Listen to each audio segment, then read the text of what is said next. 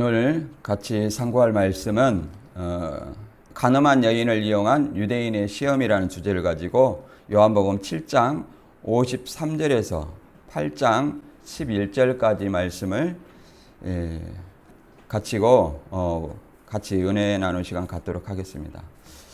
요한복음 이 7장 53절에서 8장 11절의 말씀은 이 가로 안의 내용에 들어있는 말씀입니다. 이 가로 안에 들어있다는 것은 이 어떤 사본에는 이 말씀이 기록되지 않았다는 뜻입니다. 그래서 이 어떤 사본에는 이것이 없는 말인데 넣어놨습니다. 그러나 이 말씀이 없는 것이 아니라 있는 것이 문맥의 흐름에 맞다, 이렇게 저도 개인적으로 생각합니다. 요한복음 7장 53절 이하를 읽어보겠습니다. 다 각각 집으로 돌아가고 예수는 감람산으로 가시다. 아침에 다시 성전으로 들어오시니 백성이 다 나아오는지라. 앉으사 저희를 가르치시더니 서기관들과 바리새인들이 간음 중에 잡힌 여자를 끌고 와서 가운데에 세우고 예수께 말하되 선생이여, 이 여자가 간음하다가 현장에서 잡혔나이다. 모세는 율법에 이러한 여자들을 돌로 치라 명하였거니와 선생은 어떻게 말하겠나이까? 저희가 이렇게 말하면 고소할 조건을 얻고자 하여 예수를 시험함이라.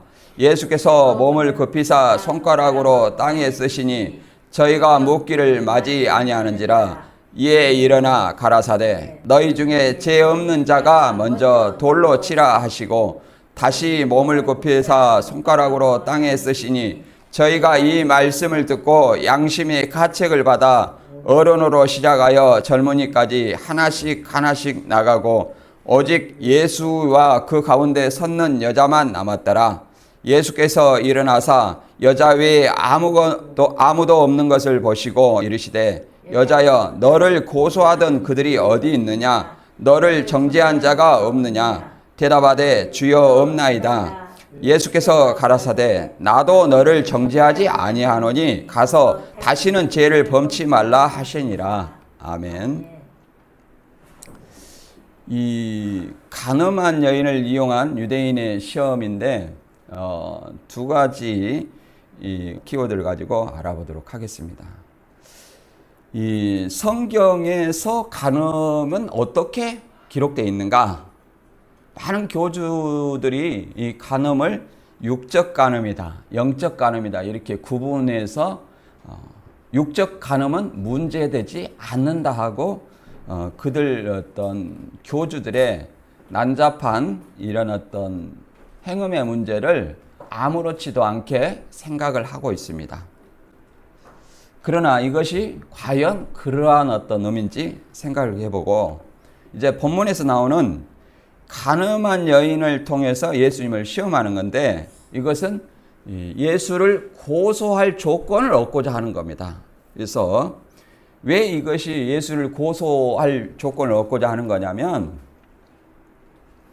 율법에는 간음한 사람은 남자든지 여자든지 다 돌로 쳐 죽이라고 그랬어요.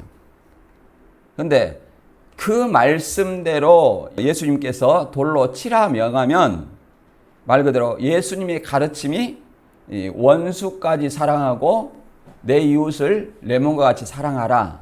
또 내 이웃의 가시를 용서해야만이 하나님께서도 용서하신다. 이런 어떤 말들. 그리고 예수님 자신도 세리와 창기, 죄인들의 친구라 이렇게 말씀하신 그 내용, 그리고 그런 내용이 어긋납니다. 자기 가르침에 배치되는 거죠. 이런 어떤 딜레마에 빠지게 하는 거죠. 그리고 더 나아가서 살인을 돌로 치라 하는 것은 어떤 사람을 죽이는 거기 때문에 어떤 법에 어긋나냐면 로마법에 어긋나는 거예요. 살인이라는 것은 로마의 허락을 맡아가지고 반드시 로마 법에 의해서 집행이 돼야 됩니다. 나머지 것은 사내리들인 공의에서 다 판결할 수 있습니다. 이런 어떤 두 가지 어떤 딜레마를 통해서 예수를 올무를 잡고자 시험하는 거예요. 자, 돌로 칠하게도 안 되고 치지 말아게도 안 된다는 어떤 이런 상황을 만든 거죠. 그래서 오늘 이제 이 앞번의 내용을 통해서 다시 한번 배운 내용을 통해서 오늘 배울 내용까지 다시 살펴보도록 하겠습니다.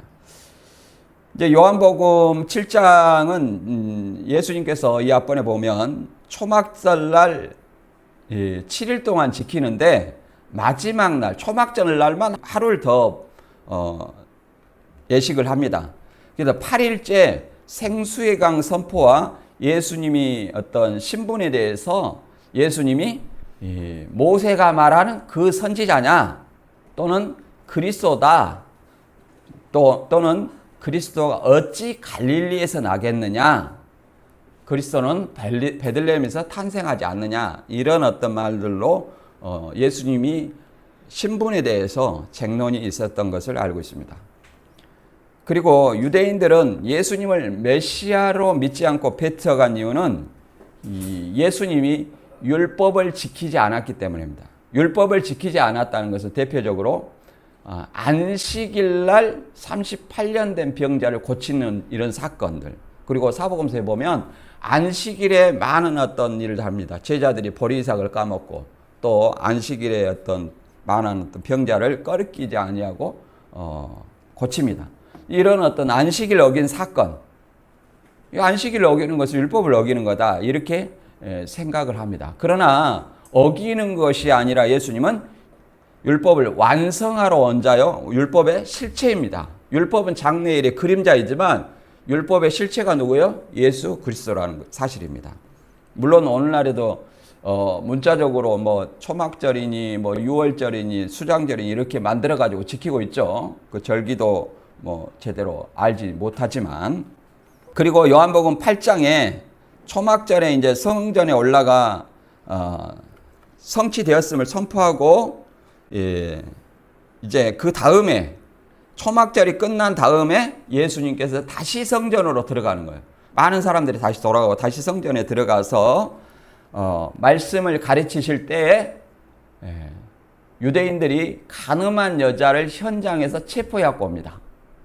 그럼 자기들의 법대로 율법대로 하면 돌로 쳐서 죽이면 돼요. 그리고 누구만 잡아오냐면 이 남자 여자를 다 잡아와야 됩니다. 다 이렇게 그 율법대로 돌로 쳐 죽여야 돼요. 그런데 여자만 잡아오는 거잖아요. 그게 남녀 차별이 굉장히 심했어요. 이 뭐 성경 기준도 숫자도 남자만 세잖아요. 그래서 잡아와 가지고 고소할 조건을 얻기 위해서 예수님을 시험하는 거예요. 예? 이 간음한 여자를 현장에서 체포해 왔다. 그러니 율법에는 이 여자를 돌로 치라 그랬는데 당신은 어떻게 하겠느냐 이렇게 물어본 것은 조금 전에도 말했듯이 율법을 예수님은 뭐예요? 율법대로 하면 예수님의 가르침에 어긋나요. 로마법에 고소할 조건이 딱 들어맞아요. 그렇기 때문에 이 딜레마를 어떻게 해결할 수 있겠느냐 이제 이렇게 함정에 빠뜨리고자 그 여자를 데리고 오는 겁니다.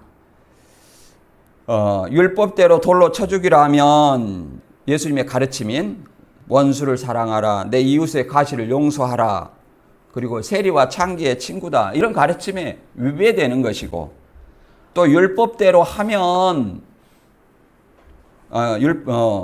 율법대로 하면 로마법을 어기는 것이 됩니다. 이런 딜레마를 어떻게 해결할 수 있는가? 빠져나올 수 없을 것이다.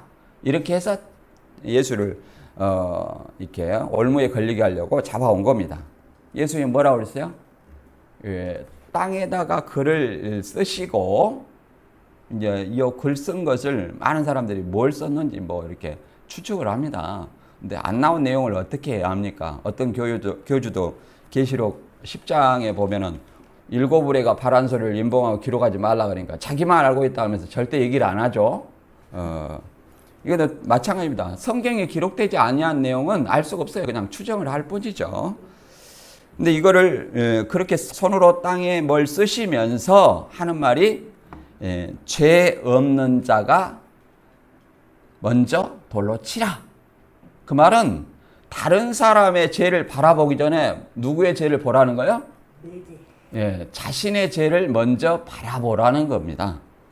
그래서 우리 오늘 이 말씀을 통해서 조금 전에도 얘기했지만 이 교주들이 영적 간음, 육적 간음을 이렇게 해가지고 영적 간음이 중요하지 육적 간음은 중요하지 않다.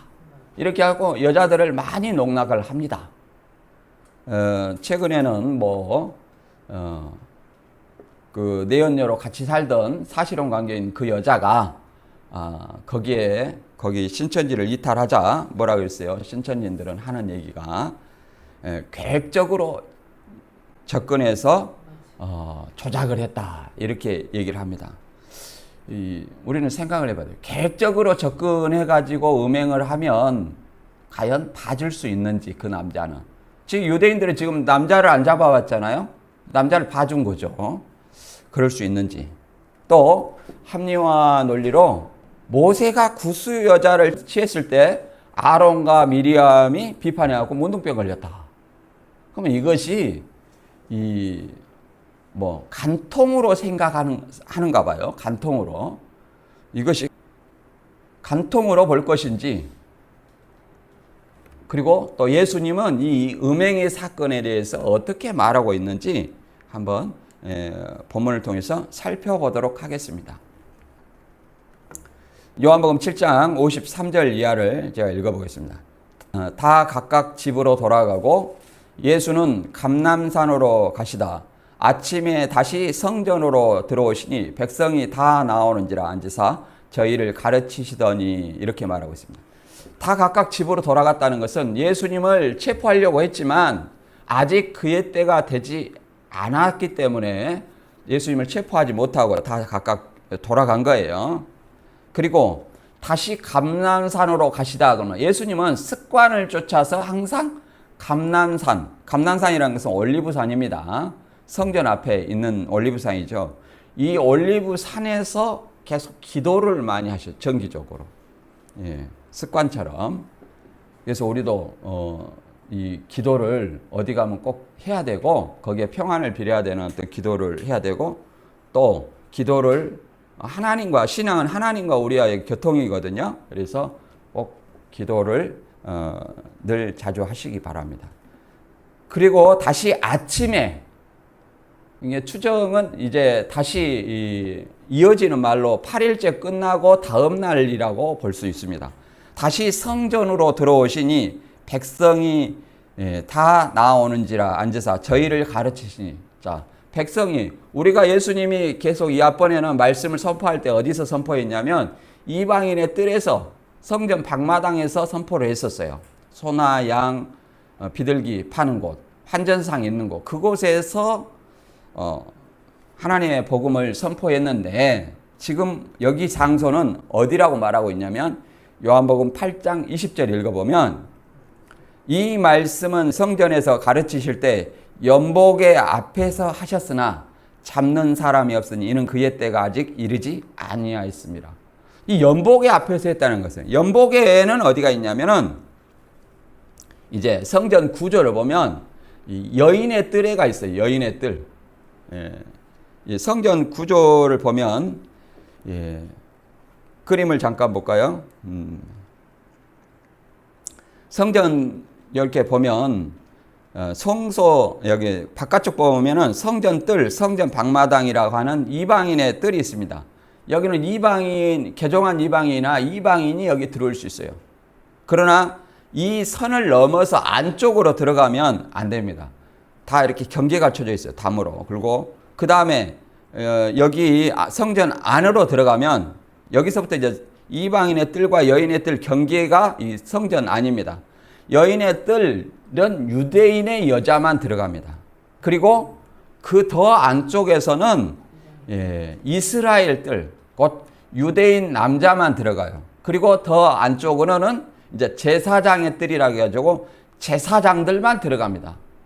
제사장들. 그리고 제사장들이 뭐 하는 거예요? 거기서 짐승을 잡아서 제사를 드리는 거죠. 그리고 가장 높은 곳에는 성소와 지성소가 있어요. 첫 장막과 둘째 장막. 이 첫 장막, 둘째 장막 하니까 별도의 건물로 생각하는데 한 건물의 휘장을 사이에 두고, 하나의 커튼이죠. 휘장을 사이에 두고 성소와 지성소, 첫 장막과 둘째 장막, 큰 방, 작은 방 이렇게 하는 거예요. 첫째 방, 둘째 방. 이걸 그냥 뭐 유재열 씨다, 뭐 이만희 씨다 이렇게 얘기하는 것 자체가 한마디로 성전을 잘 알지 못하는 겁니다. 이 성전의 이제 그 기능을 잠깐 볼게요. 성전 본체가 성소와 지성소입니다. 가장 높은 곳이고, 지성소에가 뭐가 있어요? 언약궤가 있고, 언약궤 안에 두 돌판이 있어요. 그리고 그 앞에 만나를 담은 항아리, 아론의 쌍난 지팡이 있어요. 그리고 언약궤 위에 두 그룹이 있고, 두 그룹 사이에 하나님이 임재하시는 시온자라고 하는 하나님의 임재의 장소입니다. 그렇기 때문에 성전에서 죄를 사하는 의식을 하는 것은 하나님이 거기 임재하시기 때문에 그래요. 성전이라는 것은 임재의 장소예요. 간판에다가 성전, 뭐 장막 성전, 증거 장막 성전 이렇게 간판 단다고 해서 그것이 성전이 아니에요. 그리고 이 성소와 지성소 앞에 뭐가 있냐면은 이 제사장의 뜰이 있어요. 제사장의 뜰. 이 제사장들만 출입합니다. 여기서 동물 희생 제사를 해요. 소, 양, 비둘기. 이거는 자기 비둘기라는 것은 아주 가난한 사람들도 제사 드릴 수 있도록 하는 거예요. 부자는 소를 사겠죠. 그것은 가리지 않아요. 그 다음에 제사장의 뜰 다음에 바깥쪽으로 이스라엘의 뜰이 있습니다.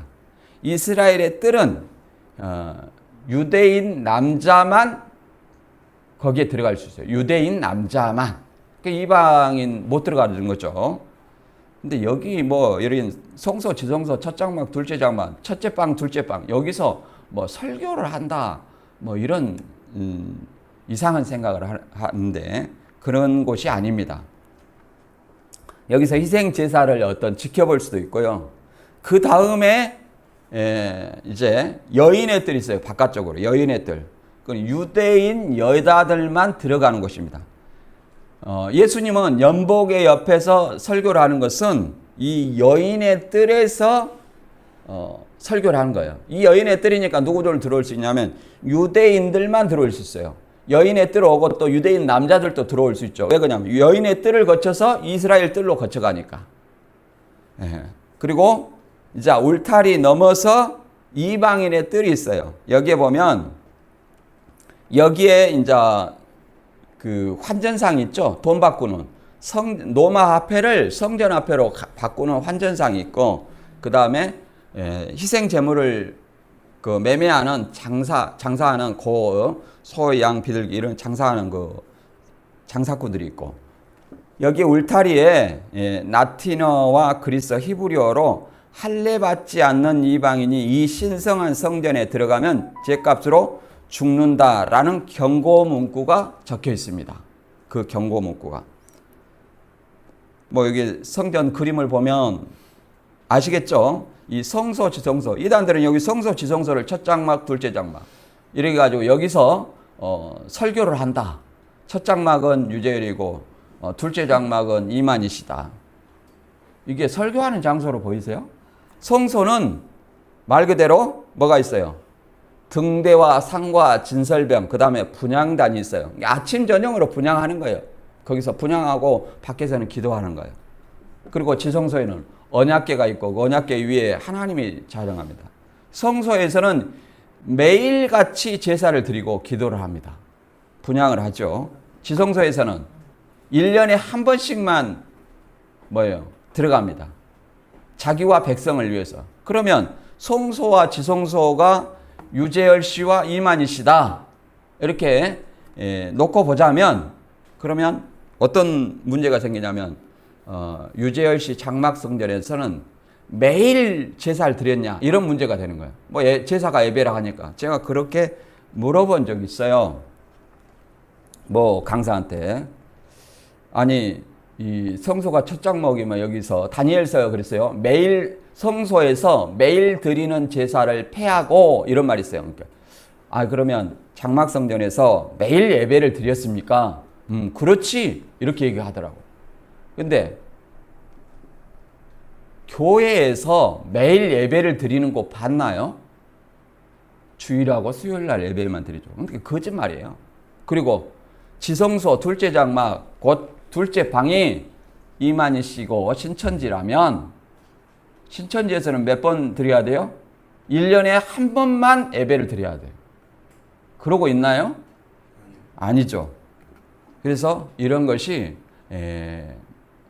말도 안 되는 곳, 설교할 수 있는 장소가 아니라는 것, 제사를 드리는 곳이라는 것을 다시 한번 좀 아시기 바랍니다. 여기 보면 그림 보면 이렇게 이방인의 뜰과 여인의 뜰 그 사이에 경계에 울타리에 이런 어떤 판을 경고문을 적어놨습니다. 이방인은 안쪽 뜰과 성소 주변 난간 주변으로 들어올 수 없다. 들어오다가 잡히는 모든 사람은 죽을 것이다. 이렇게 헬라어로 써놨어요. 헬라어 나티어는 히브리어로 써놨겠죠. 다음 이 요한복음 8장 3절에서 6절 읽어보겠습니다. 서기관들과 바리새인들이 간음 중에 잡힌 여자를 끌고 와서 가운데 세우고 예수께 말하되 선생이여 이 여자가 간음하다가 현장에서 잡혔나이다. 모세는 율법에 이러한 여자들을 돌로 치라 명하였거니와 선생은 어떻게 말하겠나이까? 저희가 이렇게 말하면 고소할 조건을 얻고자 하여 예수를 시험함이라. 예수께서 몸을 굽히사 손가락으로 땅에 쓰시니 이렇게 말하고 있습니다. 이 구약에는 말 그대로 간음죄는 남자든지 여자든지 다 돌로 쳐주게 돼 있어요. 레위기 20장에 그랬잖아요. 누구든지 남의 아내와 간음하는 자, 곧 누구든지잖아요. 남자든지 여자든지. 그 이웃의 아내와 간음하는 자는 그 간부와 음부를 반드시 죽일지니라. 그러니까 이게 유대인들은 지금 율법을 지키고자 한다면 남자와 여자를 공히 처벌해야 되죠. 그런데 누구만 잡아왔어요 지금? 여자만 잡아왔어요. 그러니까 자기들도 율법을 지키는 거야 안 지키는 거야? 안 지키는 거죠. 그러니까 자기는 안 지키면서 백성들한테만 지키라고 강요하는 사람. 이것이 외식입니다. 예, 마태 23장 2절에 서기관 바리새인들이 모세 자리에 앉아서 뭐라고 합니까? 모세 자리에 앉았으니 저희의 말하는 바는 행하고 지키되 저희 하는 행위는 본받지 말라. 그러니까 저희의 하는 율법의 말은 다 옳은 거예요. 그러니까 지켜라. 그런데 자기들은 율법의 말을 지키라 하지만은 자기들은 안 지켜요. 자기는 말뿐이고 행하지 않는다. 이것이 뭐예요? 외식이고 위선입니다. 그 위선자들이 예수님을 시험하려고 하는 거죠. 그래서 그럼 오늘날 신약시대에 간음은 어떠냐? 말 그대로 이제 조금 이따 보겠습니다만은 오늘 현대 사회에서 이제 우리나라, 특히 우리나라, 이슬람은 지금도 뭐 간음하면 이게 쳐 죽이죠. 어디서는 자기 사촌하고 결혼하라고 그랬는데 결혼 안 했다고, 결혼 안 하고 도망가니까 잡아서 가족들이 잡아서 죽이더라고요. 그럼 명예살인이라고 이렇게 말하는데, 아무튼 오늘날 우리나라는 간통죄가 폐지됐습니다. 그럼 폐지됐지만 폐지됐다고 해서 그게 죄가 안 되나요? 예, 죄가 됩니다. 이 배우자 부정 행위는 말 그대로 결혼관계, 상대방의 어떤 신뢰, 그로 인한 온 가족의 문제가 발생을 하게 됩니다. 이런 것들을 우리가 생각을 해봐야 됩니다. 또 교주들이 이 구약이 아니라 신약의 신약은 영적 간음이다 이렇게 해가지고 하는 문제도 생각을 해보겠습니다. 신명기 22장 22절 보면 남자가 유부녀와 통화함을 보거든 그 통관한 남자와 그 여자를 둘 다 죽여 이스라엘 중에서 악을 제할지는. 둘 다죠? 예. 그 다음에 처녀인 여자가 남자와 약혼한 후에 그 남자가 그를 성읍 중에서 만나 통관하면 너희는 그 둘을 둘 다 성문읍으로 끌어내어 그들을 돌로 쳐 죽이니 그 처녀는 성읍 중에 있어서 소리를 지르지 아니하였으며 그 남자는 이웃의 아내를 욕보했으며 너는 이같이 하여 너희 중에서 악을 제할지니라. 자, 여기 23절에는 어떻게 했냐면 처녀인 여자가 남자와 약혼한 후에 어떤 남자, 그렇죠? 이거를 부정한 얘기라는 거야. 간음이죠. 이것을 또 여자는 소리 지르지 아니했기 때문에, 알리지 않았기 때문에, 그 남자는 또 이웃의 아내를 욕보였기 때문에 이 둘 중에 둘 다 처벌하라는 거예요. 근데 유대인들은 누구만 잡아왔어요? 여자만 잡아왔다. 그래서 자기들도 율법을 안 지키는 거예요. 이제 우리가 이것을 간음에 대해서 이단들이 하는데 이걸 성경에서는 어떻게 말하고 있는지 알아보도록 하겠습니다. 이 민수기 12장 1절에 보면 이렇게 나와 있어요. 모세가 구스 여자를 취하였더니 그 구스 여자를 취하였으므로 미리암과 아론이 모세를 비방하니라. 이렇게 개역 한글에 나와 있어요. 개역 한글에만 그렇게 나와 있지 이 다른 성경에는 대부분 어떻게 나와 있냐면 킹 흠정역을 읽어보겠습니다. 모세가 에디오피아 여인과 결혼하였으므로 미리암과 아론이 그가 결혼한 그 에디오피아 여인으로 인하여 모세를 비방하니라. 자, 여자를 취했다는 것이 뭐 강제로 어떻게 했다는 얘기가 아니에요. 강제로 뭐 간통한 것으로 이렇게 이해하는 사람들이 있더라고. 그것이 아니라 에디오피아 여인과 결혼했다는 거예요. 에디오피아 여인은 가나안 칠족이 아니에요.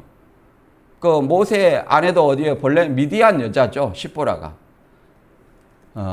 그래서 우리는 이걸 어떻게 보냐면 십보라가 죽은 후에 다시 결혼한 거예요. 이와 비슷한 사건이 있습니다. 다시 결혼한 거예요. 자, 창세기 25장 1절에 보면 아브라함의 아내가 있어요. 아브라함의 아내가 누구예요? 사라와 하갈입니다. 사라와 하갈이에요. 사라는 본처고 이 하갈은 본처의 종이에요. 그래서 종은 아이를 낳지 못하기 때문에 이 첩을 통해서 종을 통해서 아이를 낳게 한 것이 그 이스마엘 있죠. 그런데 첩은 뭐 여기서 크게 보면 아내로 보지 않는데 아무튼 뭐라고 말하고 있냐면 또 하나 아내가 있어요. 그두라가 있어요. 그두라. 물론 사라와 하갈만 얘기하는데 그두라가 있어요. 그 내용을 잠깐 읽어보겠습니다. 창세기 25장 1절에 보면 개역 한글에 아브라함이 그 후처를 취하였으니 그 이름은 그두라라. 후처라고 이렇게 말하죠. 그런데 이것을 킹 흠정역에서는 다른 번역은 어떻게 설명하고 있냐면 그때 아브라함이 다시 아내를 취하였는데 그녀의 이름은 그두라더라. 그러죠? 다시 아내를 취했다. 모세가 에디오피아 여인과 이 에디오피아 여인을 취했다. 구스 여자를 취했다. 이 말도 마찬가지예요. 다시 아내를 맞이한 거예요. 후처가. 그것을 간통이 괜찮다. 본처 놔두고 다른 여자 취하는 것이 괜찮은 내용인가요? 그건 아니라는 거예요. 그리고 우리나라는 일부 일처고 또 그때 이때 당시에는 일부 다처예요. 몇 사람의 여자를 거느려도 괜찮아요. 왜 그러냐면 야곱도 여자가 몇 명이에요? 4명이죠. 4명. 야곱. 그러잖아요. 그래서 12아들을 낳았잖아요. 12아들이 뭐예요? 그 4명 여자에서 낳은 거 아닙니까? 근데 이것을 가지고 뭐 괜찮다. 또 뭐예요? 다윗이 밧세바를 취했는데도 괜찮았다. 다윗이 밧세바를 취했어도요. 이 사무엘하 12장 보면 나단이 뭐라고 그랬냐면 부자와 가난한 자 비유를 통해서 이 가난한 자가 암양 새끼 한 마리 있는데 부자가 손님 접대하려고 잡아버렸다. 뺏어갖고 잡아버렸다. 그러면 이런 사람은 어떻게 해야 되냐? 그러니까 다윗이 그놈은 4배나 갚아야 되고 그놈을 처벌해야 된다. 이렇게 말했습니다. 그러니까 그 나단이 당신이 바로 그 악한 사람입니다. 이렇게 얘기를 한 거예요. 그래서 다윗도 뉘우쳤잖아요. 그리고 그 벌을 받았어요. 그 벌을 받았습니다. 근데 교주들이 이렇게 여자 문제를 이것과 대입시키는데 전혀 다른 문제이다. 성경을 알지 못하는 것이다. 예수님의 말씀을 한번 볼까요? 마태 5장 27절에 보면 간음치 말라 하였다는 것을 너희가 들었으나 이것은 율법이죠. 지금 율법을 설명하고 있는 거예요. 나는 너희에게 이르노니 여자를 보고 음욕을 품는 자마다 마음에 이미 간음하였느니라. 그러니까 누구는 이거는 영적 간음이다. 영적 간음이라고 생각하는 거예요. 영적 간음이다. 뭐냐면 거짓 목자를 보고 야 설교 잘하네. 그래서 그 말씀을 받아들이면 영적 간음이다. 이렇게 생각하는데 그런 내용이 아닙니다. 자, 구약은 문자적인 간음을 얘기하는 거예요. 행위를 얘기하는 거예요. 그러나 예수님은 그 행위의 본질을 설명하는 거예요. 단지 율법의 본질. 그 행위는 무엇에서 나와요? 마음을 먹었기 때문에 그렇게 나오는 거예요. 마음을 먹었기 때문에 그 행위가 나오는 거죠. 그래서 그 마음까지도 먹지 말라는 거예요. 좀 더 엄하죠. 여자를 보고 음욕을 품는 자마다 마음에 이미 간음했다. 그런 마음까지 품지 말라. 그런 마음을 품음으로써 이미 간음했다고 이렇게 얘기를 하는 거예요. 그게 본질을 설명하는 거죠. 율법의 본질을. 그 다음에 마태오 5장 31절에도 또 일렀으되 누구든지 아내를 버리거든 이혼 증서를 줄 것이라 하였으나 나는 너에게 이르노니 누구든지 음행한 연고 없이 아내를 버리면 이는 저로 간음하게 하며 또 누구든지 버린 여자에게 장가 드는 자도 간음함이니라. 그렇잖아요. 유대인들은 이 구절을 이용했습니다. 여자를 바꾸고 싶으면 이혼증서 하나 줘가지고 다른 여자 같이 살고 이렇게 이혼을 밥 먹듯이 했다는 거예요. 악용을 한 거죠. 율법을. 근데 이혼증서를 써줄 것이라 이렇게 얘기를 했습니다. 근데 예수님은 또 다시 이 내용을 다시 설명하는데 누구든지 음행한 연고 없이 아내를 버리면 저로 간음하게 함이요 그러잖아요.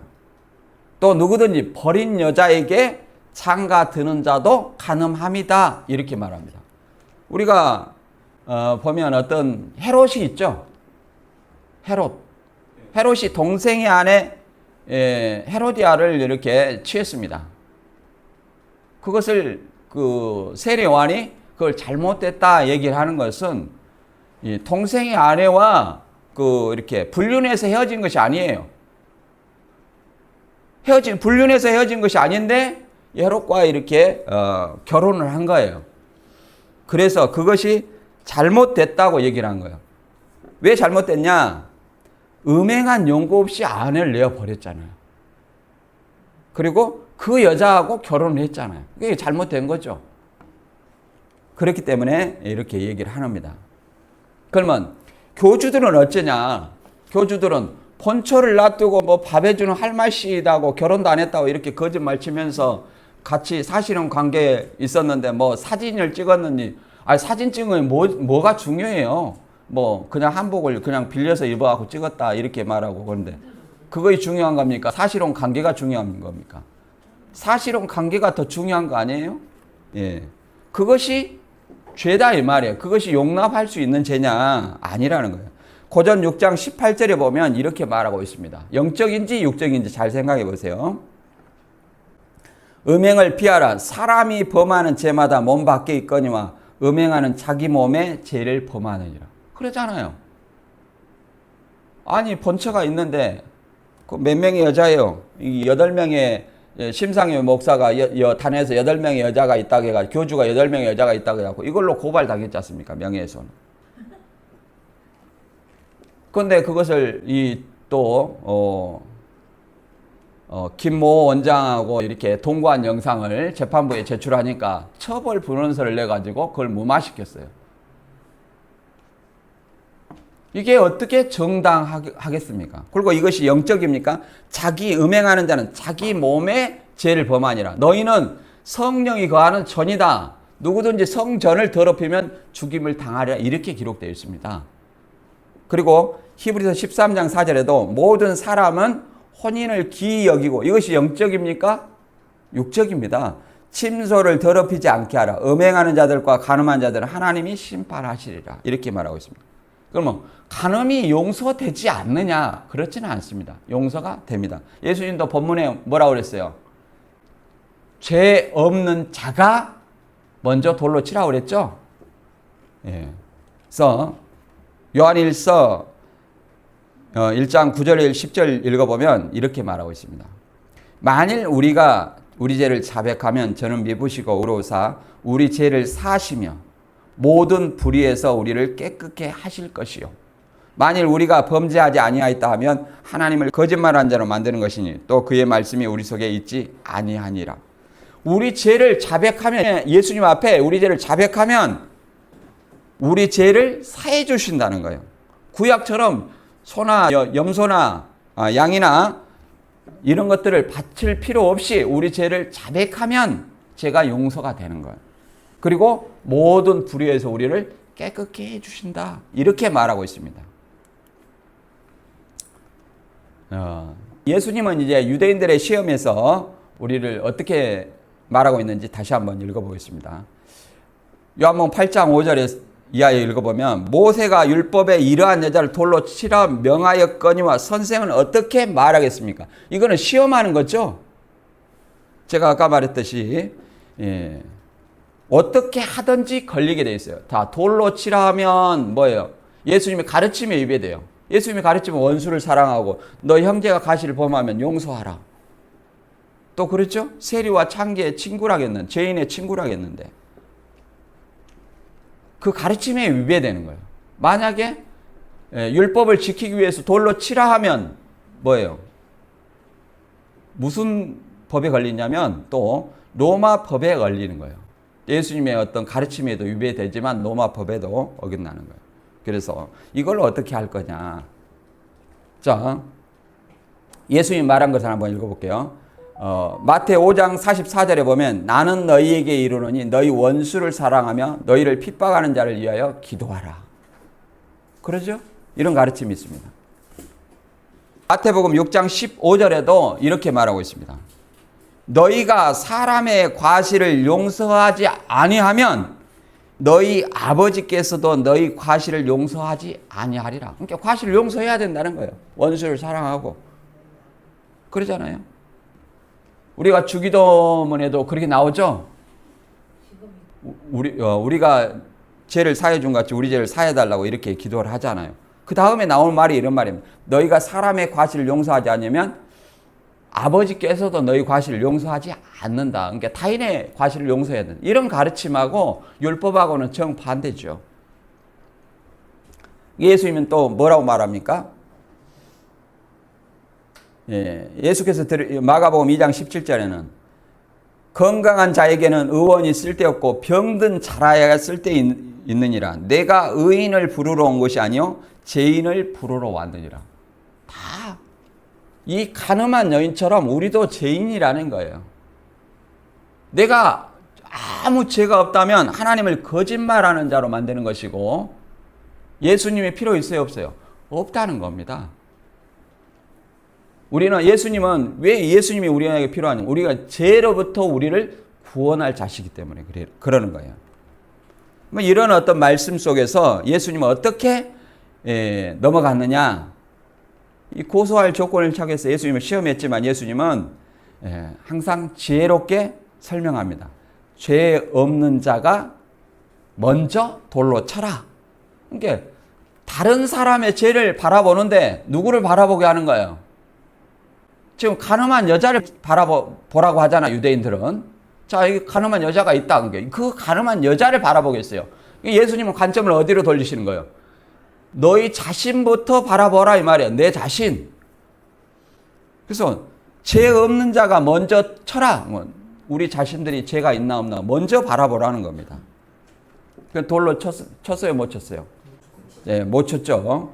8장 8절에 읽어보면 몸을 굽히사 손가락으로 땅에 쓰신 저희가 이 말씀을 듣고 양심의 가책을 받아 어른으로 시작하여 젊은이까지 하나씩 나가고 오직 예수와 그 가운데 섰는 여자만 남았더라. 그러니까 죄 없는 사람이 하나도 없었다는 거예요. 율법은 뭐예요? 모든 사람이 죄 아래 갇혔다 이렇게 말하고 있습니다. 그리고 율법으로는 죄를 깨닫게 하기 위해서 율법을 주었다 이렇게 말합니다. 그리고 율법이 누구 앞으로 인도해요? 그리스도 앞으로 인도하는 몽학 선생이라고 얘기를 합니다. 그래서 양심의 가책을 받아 이렇게 다 떠나갔다는 거예요. 우리가 이제 예수님은 완전한 하나님의 완전한 인간인데 성경에 손으로 이렇게 글씨를 쓴 내용이 딱 본문까지 해서 3번 나옵니다. 3번 나오는데 이거 본문에 쓴 것은 뭐 여러 가지 추측이 있습니다만 무슨 내용 썼는지 아무도 몰라요. 그러나 성경에 3가지 쓴 내용인데 본문까지 해서 2번은 어떤 거냐? 첫째는 모세가 시내산에서 2 돌판을 준비해 가지고 하나님이 친히 그 돌판에다가 기록을 해줍니다. 십계명을. 그렇죠? 하나님이 친히 쓰셨어요. 첫 번째 돌판은 백성들이 밑에서 우상숭배하니까 그 돌판을 던져서 깨서 심판을 했습니다. 그래서 다시 돌을 준비해 가지고 2번째 올라간 거예요. 그래서 2번째 또 쓰셨죠? 이게 법으로 심판당했습니다. 첫 번째 법은. 그리고 2번째 돌은 어디가 있어요? 언약궤 안에 보관하고 있었죠. 그리고 2번째는 뭐냐면은 다니엘서 5장 26절 이하에 보면 메네메네 데겔 우바르신 이렇게 나와 있습니다. 그럼 벨사살 왕이한테 하는 말이에요. 그게 벨사살 왕을 심판한 내용을 글이 쓰고 있습니다. 왕의 나라가 나뉘어서 다른 사람에게 준바되었다. 그리고 이제 메대 사람 다리오가 받고 바사는 또 다른 사람이 받잖아요. 이렇게 나라가 나뉠 것을 설명하는 겁니다. 그게 심판의 의미가 있어요. 여기에서도 심판의 의미가 있는지는 모르겠으나 2번 땅에 쓰시죠? 첫 번째 쓰시고 그 다음에 2번째 다시 몸을 굽히자 손가락 땅에 쓰시고 그 다음에 저희가 이 말씀을 마치 듣고 양심의 가책을 받아. 그러니까 어쨌든 예수의 말씀과 있은 내용을 보고 그들은 양심의 가책을 받아서 왜 양심의 가책을 받았어요? 예수님의 말씀처럼 자기 자신을 돌아봤기 때문에 양심의 가책을 받은 거예요. 그리고 하나씩 떠나가지고 예수와 그 여자만 섰다 이렇게 말하고 있습니다. 율법은 뭐라고 하냐면 로마서 3장 9절 이하를 읽어보면 그러면 어때하냐 우리는 나으냐 결코 아니라 유대인이나 헬라인이나 다 죄 아래 있다고 우리가 이미 서론하였느니라 기록된 바 의인은 하나도 없으니 의인은 하나도 없고 다 아담 범죄의 의로 뭐예요? 다 죄 아래 있어요. 죄 아래 있다는 것을 어떻게 하냐? 죄의 싹스로 뭐가 와요? 사망이 오기 때문에 다 죽어가는 사람들은 의인이 있어요? 없어요? 없어요. 죽는다는 것이 죄 아래 있다는 사실입니다. 그래서 예수님이 뭐 때문에 오셨어요? 그 죄를 해결하고 영생과 구원을 주시기 위해서 오신 거예요. 우리는 이런 것들을 알아야 됩니다. 요한복음 8장 10절 이하를 읽어보겠습니다. 예수께서 일어나사 여자 외에 아무도 없는 것을 보시고 이르시되 여자야 너를 고소하던 그들이 어디 있느냐 너를 정죄한 자가 없느냐 대답하되 주의 없나이다. 예수께서 가라사 나도 너를 정죄하지 아니하노니 가서 다시는 죄를 범치 말라 하시니라. 이 여자를 데리고 와서 예수님한테 고소했다 이렇게 말이 써있는데 본래 유대인들의 그 법정 죄 문제는 산헤드린 공회의원에서 판결합니다. 모두 거기서 집행을 해요. 예수님한테 데려올 필요가 없어요. 가늠한 여자를 산헤드린 공회에서 그 제사장들이 거기서 판단하면 됩니다. 그 공회의원에서 오늘날 우리의 법정과 같은 거죠. 법정에서 판결하면 됩니다. 그런데 예수님을 시험하려고 데리고 온 거죠. 그리고 예수께서 가라사 나도 너를 정죄하지 않으니 그러니까 그 가늠한 여자를 용서를 해준 거예요. 용서를. 그리고 다시는 죄를 범치 말라 이렇게 말하는 겁니다. 이 말씀이 제가 이제 이 말씀을 보니까 생각나는 에피소드가 있어요. 제가 이제 신천지에서 개혁활동할 때 어떤 일이 있었냐면 제가 이제 신천지 개혁활동하다 나왔잖아요. 거기서는 뭐 이상한 얘기를 많이 합니다. 사기꾼 만들어놨지만 자 지교의 매입비리 정한 어떤 가격보다 매덕을 더 비싸게 살려고 하는 거예요. 그것을 내가 뭐 중교 수술을 받으려고 그랬다, 뭐 억하심정 받으려고 했다, 또 뭐 저를 빼니까 더 싸게 샀다. 비싸게 샀죠? 저는 싸게 살라고 했는데. 그리고 또 뭐가 있냐면 기획부동산, 그 다음에 여자 문제, 뭐 이런 어떤 아전인수교회 성경에서 이런 어떤 문제를 가지고 저 혼자만 한 것이 아니에요. 저 혼자만 했다면 그렇게 말할 수 있겠죠. 강사들과 센터 원장들이 다 동조해서, 제가 이제 그 주동자지만 그렇게 해서 그런 계획 활동을 한 적이 있습니다. 그런데 그 중에 한 강사가 누구라고 말할 수 없습니다만은 굉장히 총회장의 여자 문제, 우리는 여기 강주 집화장의 여자 문제를 다루고 있었습니다만은 우리는 총회장을 깨끗하다고 생각했으니까 집화장의 여자를 다루고 있었는데 한번 모여가지고 이런 얘기 했었어요. 어느 강사가 우리도 여자 문제는 좀 조심해야 되지 않느냐 이렇게 말하면서 뭐라고 하냐, 모세가 구수 여자 취했을 때 아론과 미리암이 비판해가지고 문둥병 걸렸지 않느냐 이렇게 얘기를 한 적이 있어요. 그래서 제가 그때 뭐 강사님 지금 성경을 어떻게 보는 거예요 강사가? 그것이 간통으로 보여요? 그건 결혼이요, 다시 결혼한 거예요. 그거하고 간통하고 같아요? 그러니까 주변에서 죽는다고 웃었던 일이 있었어요. 근데 그런 어떤 문제를 가지고 고민하던 강사가 있었는데 며칠 안 보이더라고요. 그래가지고 다시 만나가지고 형님 제가 너무 고민이 돼가지고 어디 잠깐 머리 식히러 갔다 왔습니다. 뭔데? 총회장의 여자 문제입니다. 그래서 어떻게 됐어? 여자 문제는 괜찮은 걸로 생각하기로 했습니다. 아, 여자 문제가 왜 괜찮아? 성경에 문제가 있는데 고전 5장에는 보면 음행한 사람은 교회에서 쫓아내라고 했잖아. 근데 뭐가 괜찮아? 그게 형님, 총회장님과는 사복음서만 비교하십시오. 사복음서만 가지고 비교하십시오. 이제 그 사람은 합리화를 하기 위해서 사복음서만 성경으로 보는 거예요. 그래서 참 어처구니 없어. 너는 사복음서만 성경이냐? 좋다. 사복음서만 성경이라 치자. 사복음서도 제자들이 쓴 건 이게 마가나 누가는 제자가 아니에요. 12제자가. 예. 그냥 그렇다 치자. 얼마. 요한복음의 본문이죠. 본문 요한복음에 바리새인들이 간음한 여자를 잡아왔다. 그러면 이 여자는 육적 간음이냐 영적 간음이냐? 바리새인들이 잡아왔으니까 육적 간음이 아니냐? 그러면 예수님이 뭐라고 그랬냐? 다시 죄를 지으라겠냐? 짓지 말라겠냐? 짓지 말라겠다. 그런데 이것이 어떻게 용서가 되는, 죄를 지어도 더구나 일반인도 아닌 자신을 예수님과 함께하는 구원자라는 사람이 하는 것이 용서가 되느냐? 그러니까 자기는 이미 마음에 정했잖아요. 백약이 무효예요. 마음을 흔들렸던 여자 문제는 이게 너무 많이 본 거죠. 총회장 옆에서 많이 봤던가 봐요. 그래가지고 우리는 몰랐었는데 자기 마음속에는 용서가 된 거예요. 성경보다도 합리화를 시킨 거죠. 그래서 그랬던 일이 생각됩니다. 과연 그래야 되는지.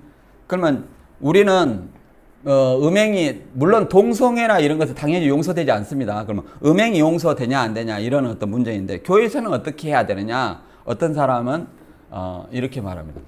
하나님이 알아서 하지 않느냐? 모든 것을 하나님이 다 알아서 한다. 이렇게 생각하는 사람들이 많이 있더라고요. 누가 이렇게 죄를 지면 하나님 법대로 해야죠. 그러면서 하나님이 알아서 하시는 겁니다. 이렇게 얘기를 하는 사람 많이 봤어요. 그러나 그렇지 않습니다. 교인 중에서는 1대1로 권하고 두세 사람이 권하고 그 다음에 교회에다 말하면 목사한테 말해가지고 공포하라는 거예요. 그래도 교정이 안 되면 이방인같이 여기라. 이런 얘기예요. 이런 것이 법이에요. 교회법이죠. 성경에도 본문에는 고전 5장 9절 이하를 읽어보면 그래 나와 있습니다. 세상에서 음행하는 사람을 얘기하는 것이 아니에요. 자, 제가 읽어보겠습니다. 고전 5장 9절 이하를 읽어보겠습니다. 내가 너에게 쓴 것은 음행하는 자들 사귀지 말라 하였거니와 이 말은 이 세상에 음행하는 자들이나 탐하는 자들이나 우상 숭배하는 자들을 도무지 사귀지 말라 하는 것이 아니니 만일 그리하려면 세상 밖으로 나가야 할 것이라. 그렇죠? 세상에 우상 숭배나 거짓말하는 자나 토색하는 자 이런 사람을 사귀지 말라는 것이 아니라 교인 중에서 좀 경계를 하라는 얘기예요. 법을. 자, 이제 5장 11절에 이제 내가 너에게 쓴 것은 만일 어떤 형제라 일컫는 자가 음행하거나 탐담하거나 우상 숭배를 하거나 후역하거나 술을 취하거나 토색하거든 사귀지도 말고 그런 자와는 함께 먹지도 말라 함이라. 외인들을 판단하는데 내가 무슨 상관이 있으리오마는 교중 사람들은 너희가 판단치 아니하는. 그러니까 교중 사람을 얘기하는 거예요. 그러나 외인들은 하나님이 판단하시려니와 이 악한 사람 너희 중에 내어 쫓으라. 이제 이런 말을 우리가 해줬어요. 그러니까 외인들은 누구예요? 외인들을 말할 때 하나님이 알아서 하겠다 이렇게 알아서 하나님 법이 알아서 합니다 이렇게 말하지만 믿는 사람은 그렇지 않다는 거예요. 믿는 사람은.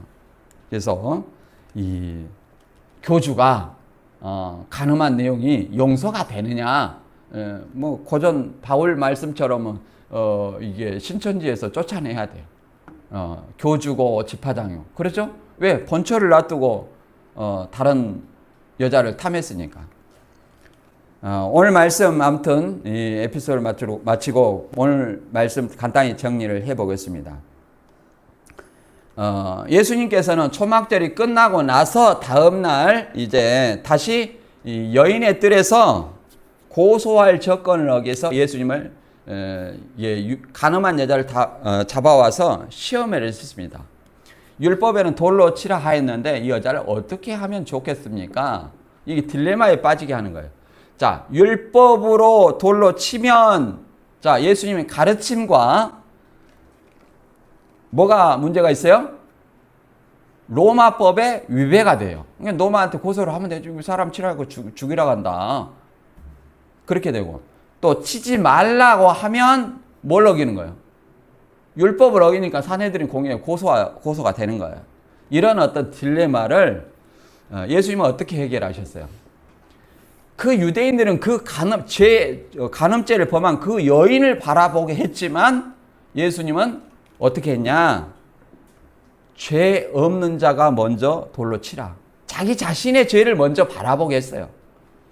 우리도 어떻게 해야 됩니까? 남을 판단하기 전에 내 자신의 죄를 먼저 바라봐야 돼요. 그리고 내 자신의 죄를 어떻게 해야 돼요? 주님 앞에 고백을 하는 겁니다. 죄를 회개해야 돼요. 그러면 예수님께서 모든 불의를 깨끗하게 하시고 용서를 해 주신다는 거예요. 우리 자신도 이 간음한 여자를 보는 것이 아니라 내 자신의 죄를 바라봐야 된다. 갈라디아서 6장 1절 읽어보면 이렇게 말하고 있습니다. 형제들아 사람이 무슨 범죄한 일이 드러나거든 신령한 너희는 온유한 심정으로 그러한 자를 바로잡고 내 자신을 돌아봐. 너도 시험을 받을까 두려워하라. 그렇죠. 형제를 사랑하는 마음으로 비난이나 비판이 아니라 사랑하는 마음으로 그걸 바로잡아주고 내 자신도 돌아봐 시험 받을까 두려워하라. 이렇게 말하고 있습니다. 저와 여러분이 진짜 다른 사람의 죄를 보기 전에 내 자신의 죄를 들여다볼 수 있는 저와 여러분이 되시기를 바랍니다. 오늘 말씀 여기서 마치겠습니다.